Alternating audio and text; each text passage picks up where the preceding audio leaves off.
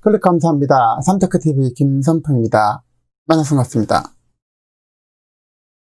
이번 시간은 투입자는 거주 전의 자유도 없고 죽으란 말이냐, 보이스의 폭탄 가속화와 자영업 매출 마이너스 50% 줄고, 코로나보다 더 무서운 최악의 식량 위기 온다. 만일 일주일만 식량이 떨어지거나 수소전기가 안 들어온다면 어떻게 될까요?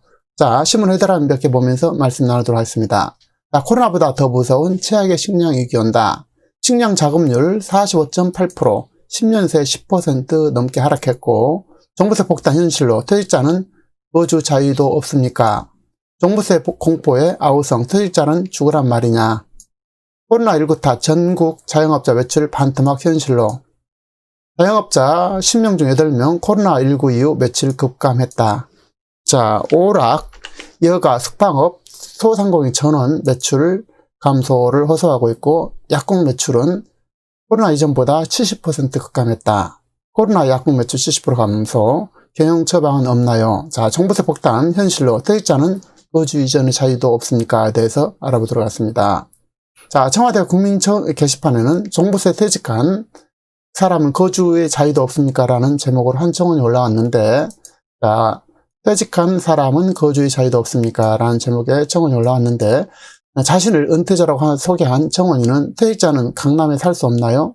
은퇴하고도 종부세 납부하려고 죽을 때까지 일해야 합니까? 라고 물었습니다. 이 청원인은 강남에 아파트 하나 가지고 있으면 적폐입니까? 라면서 취득세, 재산세 납부하고 또 집을 팔 때 양도세를 납부하고 있는데 왜 종부세까지 이렇게 많이 내야 합니까? 라고 묻고 있습니다.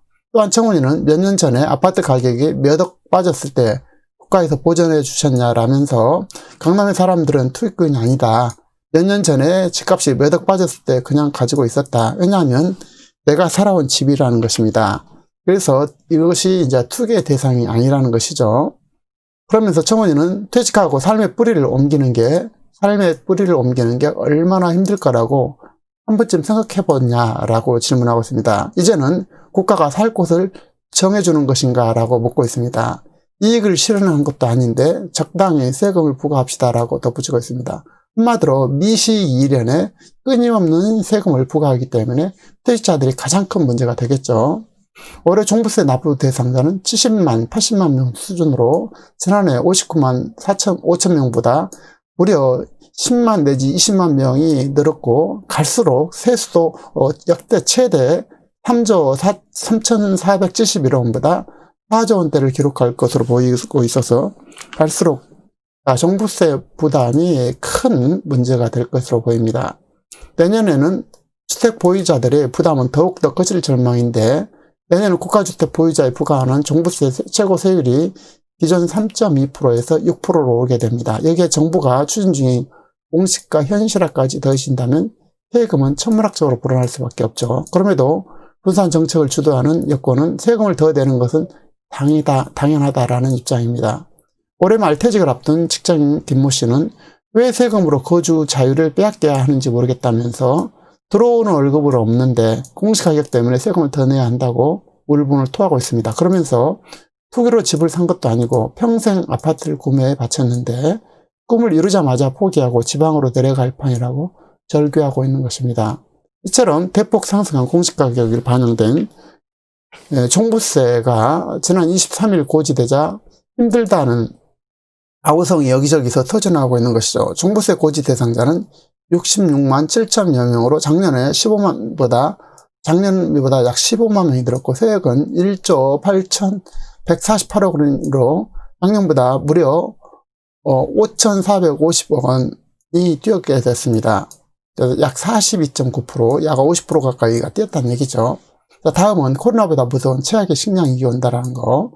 식량 자급률은 45.8%, 10년 새 10% 넘게 하락했다라는 것을 살펴보도록 하겠습니다. 식량 위기 온다. 코로나 말 공급망 붕괴를 포함해서 지구촌의 이상기후로 생산이 악화됐고, 봉쇄 여파로 물류 작업도 차질됐고, 아울러 밀, 콩, 옥수수값 최고치 갱신, 유엔 곡물 지수도 2년 만에 최고치, 곡물값 상승세 올해 이어질 듯 이렇게 하고 있죠. 코로나 여파로 생산과 공급이 동시에 줄었고, 연말까지 2억 7천만 명이 기아에 허덕이겠다는 것입니다. 내년 기금 바이러스 인류를 위협할 것이다. 자, 한국은 그동안의 경제 위기에도 식량 대란에도 매점 매석과 식품 사재기는 그렇게 심하지 않았던 것 같습니다. 그 이유가 김치를 비롯해서 저장식품이 잘 발달되어 있고, 특히 어느 가정이나 냉장고에 기본적으로 한두 달 정도 먹을 것이 있어서라는 것이 기본적인 견해 같은데요. 평소에 어떻게 보면 평소에 준비를 잘하는 편이다라는 의미가 되겠습니다. 그러나 중요한 것이 있는데요. 본질적으로 한국은 식량 자급률이 50%가 되지 않는다는 것입니다. 여기에 가축까지 더한다면 사실상 자급률은 21% 내외, 약 한 80%가 결국은 식량 위기 시 인구의 50 내지 약 80% 수준이 굶을 수 있다는 의미고, 다시 말한다고 하면 인구의 최소 50%는 각자 식량 준비를 평소에 하지 않는다면 위기에 속수무책으로 굶어 죽을 수밖에 없다라는 것입니다. 우리나라 식량 자급률은 매년 낮아지고 있는 가운데 2019년도는 45.8%로 역대 최저치를 기록했고, 자, 김영진 의원이 제출받은 최근 5년간의 식량 자급률 현황을 보면은 2015년도는 50.2%에서 점점 줄어서 50.8%, 48.9%, 2018년은 46.7%, 2019년도는 45.8%로 매년 그렇게 추락하고 있는 것입니다. 그래서 식량 자급률이 지속적으로 이렇게 하락하고 있는 모습을 볼 수가 있습니다. 2019년도 식량 자급률이 45.8%는 2020년 목표치 55.4%에 9.6% 미달된 수준으로 안정적인 식량 수급에 크게 위협받는 상황이다라는 것입니다.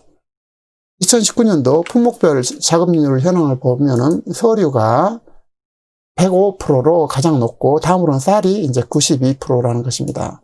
자, 이게 쌀이 원래 남았지 않습니까? 그런데 쌀 자급률도, 자, 2016년도는 104%였지만, 이제는 92%로 이제 점차 줄어들고 있는 것입니다. 그리고 밀은 0.7%, 옥수수, 밀 많이 먹죠? 밀 제일 많이 먹죠? 0.7%, 1%도 안 되고요. 옥수수는 3.5%, 콩도 26.7%, 보리 40.7%로 다섯 품목이 자급률이 절반도 미치지 못하는 수치를 보이고 있습니다. 자, 그래서 갈수록 이렇게 식량 자급률이 줄어들고 있는 모습을 보이고 있고, 가축들이 먹는 사료까지 합치면 곡물 자급률은 2015년도로 23%, 23.8%에서 26년도는 23.7%, 2017년 23.4%, 2018년도는 21%, 2019년은 드디어 21% 하락하면서 더욱더 심각한 수치를 보이고 있습니다. 그래서 갈수록 식량 자급률이 매우 중요한 현실이라는 것을 일단 이해를 하고 거기에 대한 대비를 각자 해야 될 것으로 보입니다. 자, 심각한 기근 바이러스가 인류를 위협할 것이라는 경고가 나왔는데, 전염병 대유행으로 식량 위기가 더 악화될 것으로 예상되기 때문인데, 국제 선물시장에서 밀, 콩, 옥수수 등 주요 곡물이 급등하고 있습니다. 최근 기후가 급변해 작황이 타격을 받은 데다가 코로나 사태 여파로 운송이 공급 차질이 커졌고, 국제곡물위원회는 지난 2개월간 올해 총 곡물 생산량 전망치를 400만 톤 하향 조정했고, 미국, 중국, 유럽 등 옥수수 생산량이 크게 줄어들 것으로 봤습니다. 최근 기후온난화 여파로 각국에서 예상치 못했던 산불과 가뭄, 폭우, 태풍 등이 일어난 탓인데, 세계 식량 수입 수출 1위 국가인 미국은 지난 9월 전국의 43%가 가뭄을 겪었고, 식량 수입 2위 국가인 중국에서는 쌀 생산의 70%를 차지하는 양쯔강 유역에 2달간 기록적인 폭우가 이어져서 일대 농경지가 초토화된 바 있습니다. 그래서 지금 여러 가지로 문제가 될 것으로 보이는데요. 유엔 산하 식량계획위원회 데이비드 비즐리 사무총장은 14일 이탈리아 노마 본부에서 가진 AP통신 인터뷰에서 올해보다 더욱 심한 최악의 식량위기가 내년에 닥쳐올 것이라고 경고하고 있는데, 유엔 식량농업기구는 올해 1억 3천만 명이 만성적인 기근 상태로 내몰 것이라고 전망하고 있습니다. 하지만 코로나 여파로 식량 생산과 공급이 줄어들면서 연말까지 세계 기아는 당초 전망보다 2배 늘어난 2억 7천만, 약 한 3억의 인구가 기아에 시달릴 거라는 것이죠. 그리고 봉쇄령으로 생계에 어려움을 겪는 가구도 늘고 있다는 것입니다. 그래서 갈수록 이게 식량 공급 수급량이 이렇게 재고율이 줄어들고 있는 모습을 볼 수 있겠고요. 그 다음에 생산량에 비해서 소비량이 훨씬 더 늘어가고 있는 모습을 볼 수가 있겠습니다. 그래서 특히 예멘, 베네수엘라, 남수단, 아프가니스탄 등 32개국에서 식량 부족이 기근으로 심각한 상태고, 남수단 올해 밀 가격이 60% 급등했고, 인도, 미얀마 등에서 감자와 콩 가격이 20% 이상 올랐습니다.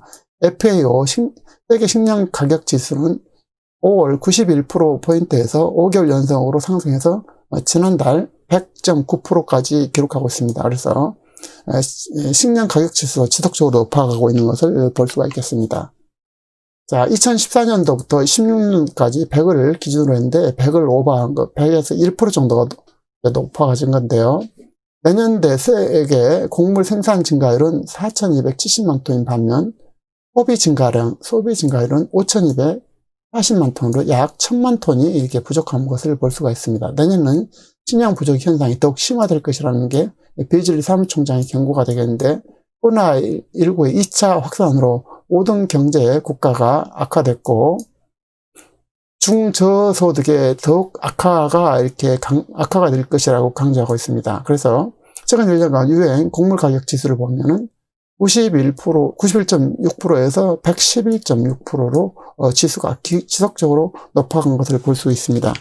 이에 따라서 선진국들이 식량 안보 차원에서 농산물 확보에 나서게 된다면 빈곤국이 기아가 더욱더 심각해질 수 있다고 월스트리트 저널지도 보도하고 있는데, 식량 부족으로 빈곤국 국민들이免疫力이 떨어져서 코로나 바이러스 감염에 더욱 취약해질 수 있다는 우려까지 나오고 있고, 비즐리 사무총장은 당장 3 내지 6개월 안에 약 20여 개국 식량 부족 위험도가 급증할 것이라면서 전 세계 지원이 없으면 2021년에는 성경에 묘사된 인류 종말의 기근 상황이 닥쳐올 것이라고 경고를 하고 있는 것입니다. 자, 무서운 얘기죠.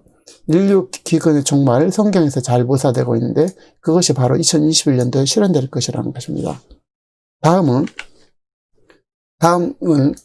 전국 자영업자 매출 반토막 현실로 이거에 대해서 알아보도록 하겠습니다. 마이너스 10% 경제에 굳어졌나?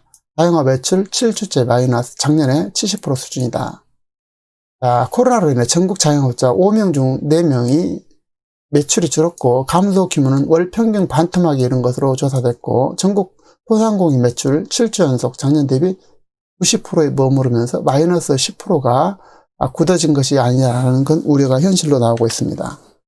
지금 이제 여러 가지 어렵지만 자영업자가 어렵게 된다면 여러 가지 문제가 생기게 되죠. 직장부터 시작해서요.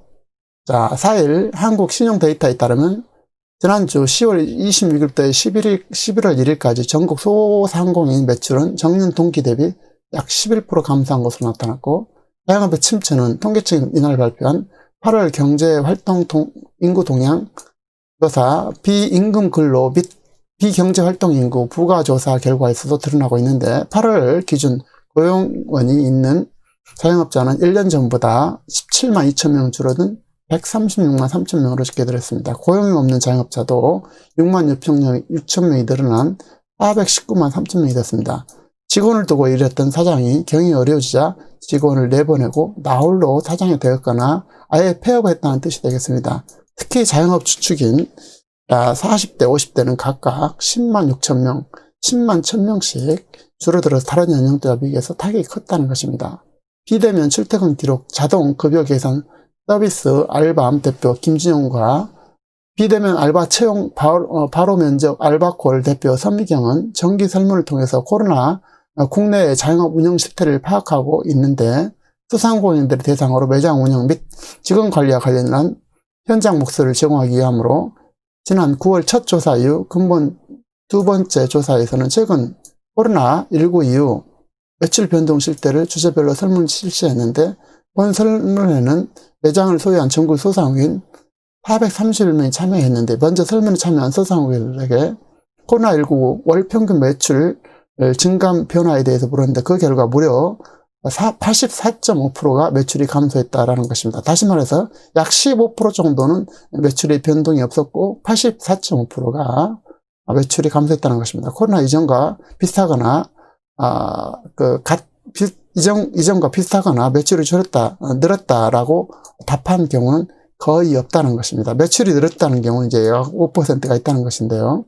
그렇듯 전국 소상공인 10명 중 8명 이상 코로나19 발생 이후 매출 감소가 확인되고 있는 가운데 제일 큰 것이 바로 오락, 여가, 숙박업이 각각 참여자 전원이 매출 감소를 호소하는가 하면 부동산 임대도 95%, 그다음에 시급료 85%까지 같은 업종도 타격이 컸습니다. 주관식 답변을 통해 파악한 실제 월 매출 감소는 평균 45.7%에 달했고 업종별 차이가 확인됐는데 약국이 의외로 매출이 마이너스 70% 나타나서 타격이 가장 큰 것으로 확인됐고, 이어서 정보통신 마이너스 53.2%, 부동산 임대 마이너스 52.4%, 의류 잡화 마이너스 50% 등 실제 매출 감소 규모가 평균을 웃돌며 크게 떨어진 것으로 파악됐습니다. 다음으로 도소매가 45.7% 마이너스, 숙박이 마이너스 45.5%, 음식점 식음료가 42.3%. 자, 음식점 식음료가 마이너스 42.3%라는 것은 매우 큰 의미를 가지고 있습니다. 미용 화장품도 마이너스 42%였고, 본 설문조사는 지난 26일부터 이달 4일까지 9일간 실시됐는데 95% 조사 신뢰 평균의 표본 오차는 4.72%라는 것입니다. 자, 요약드리겠습니다. 자, 갈수록 무서운 최악의 식량위기, 국가 차원에서 대비가 당연히 있어야 되겠지만 식량의 최종적인 문제는 개인의 문제가 되겠습니다. 각자 차분하게 식량 작업 방법을 찾아야 할 것이고 자영업은 갈수록 어려운 환경에 처할 수밖에 없을 것으로 보입니다. 하지만 시대의 변화에 맞춰서 블로그라든지 SNS 등 온라인 역량을 강화하고 변화를 수용하고 조금만 앞선다면 어떤 업종에서든지 생존의 길을 찾을 수 있을 것으로 보입니다. 향후 갈수록 강화되는 공시가 현실화, 종부세 등 보유세 강화에 따라서 은퇴자, 퇴직자의 생계에 치명타를 가할 것으로 보입니다. 이에 미리미리 대비해서 월 소득과 현금 흐름일 발생을 실현할 방법을 찾아야 될 것이고, 그 대표적인 방법으로는 서울 핵심지, 수도권 핵심지의 수도권에 있는 주택을 주택연금으로 신청하거나 월세로 전환하고 본인은 외곽에서 전세로 거주한다든지 아니면 부부가 만일에 합의된다면 농촌이나 산촌에서 일하는 방법은 노후를 가장 안정적으로 설계하는 좋은 방법이라고 저는 생각합니다. 물론 근본적으로는 좋은 정보를 만드는 것이고 작은 정보를 만들어서 세금을 대폭 줄여야 할 것이고요. 저는 최소 정보가 가장 이상적으로 생각합니다. 여러분 생각은 어떠신지요?